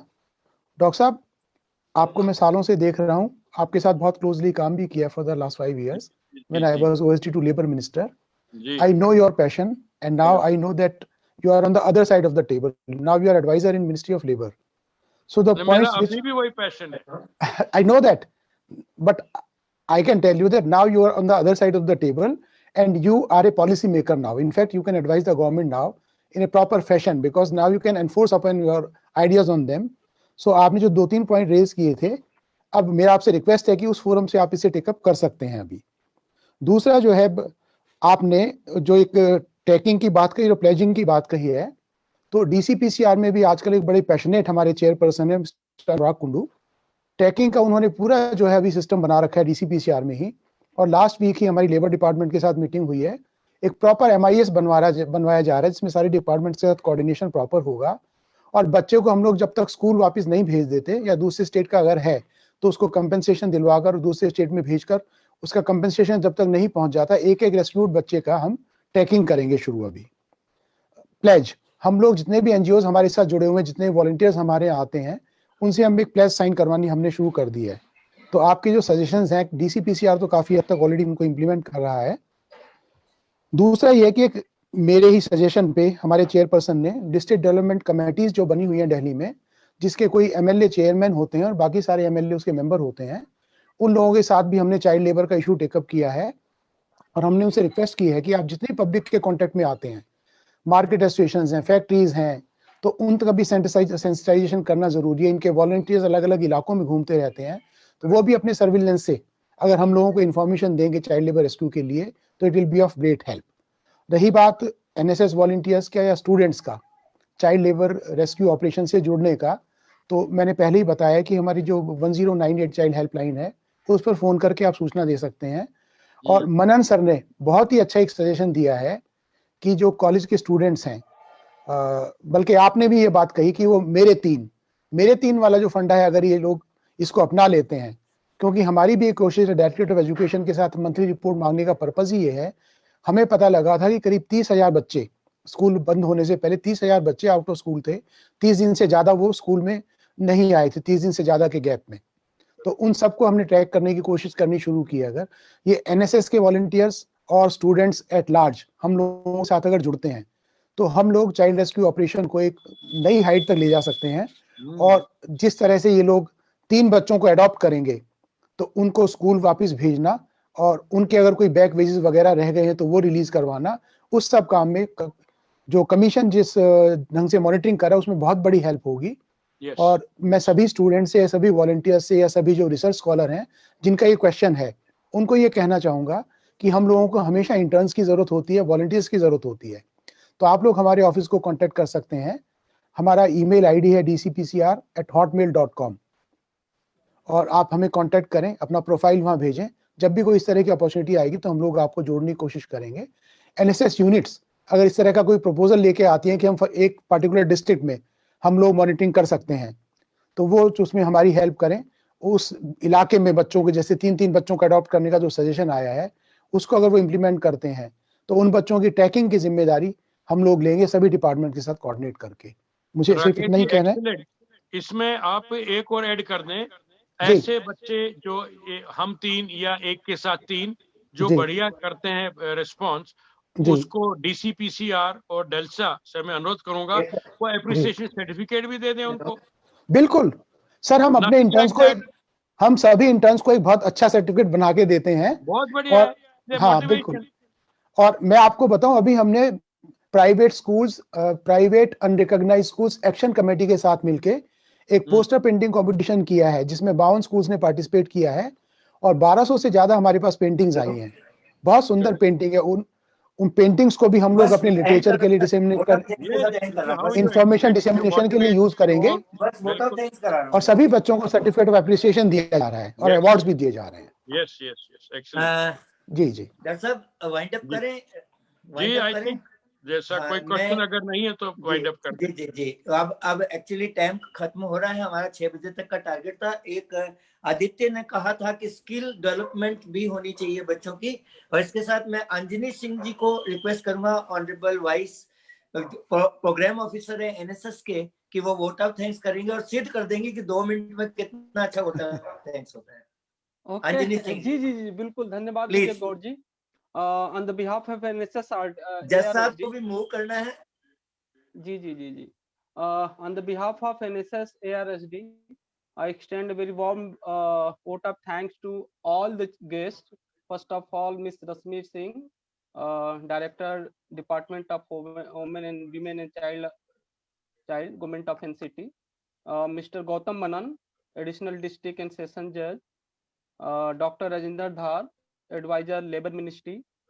Shri Rakesh Gaur, President, Odisha NGO, and last Shri Vijay Gaur, Secretary General, Bhagidari Jan Sahyog Samiti. Sir, on the behalf of ARSD, I thank you to all ki you have spared your time with us. Also, I thanks to our principal and Dr. Vinita Tuli, a convener webinar committee, who has given time for us. With the help of that person, we have smoothly conducted this program. Last but not the least, I would like to thank all the NSS volunteers who work hard to organize these programs. And again, I would like to thank the various participants across the India for being a delegate audience. Thank you all.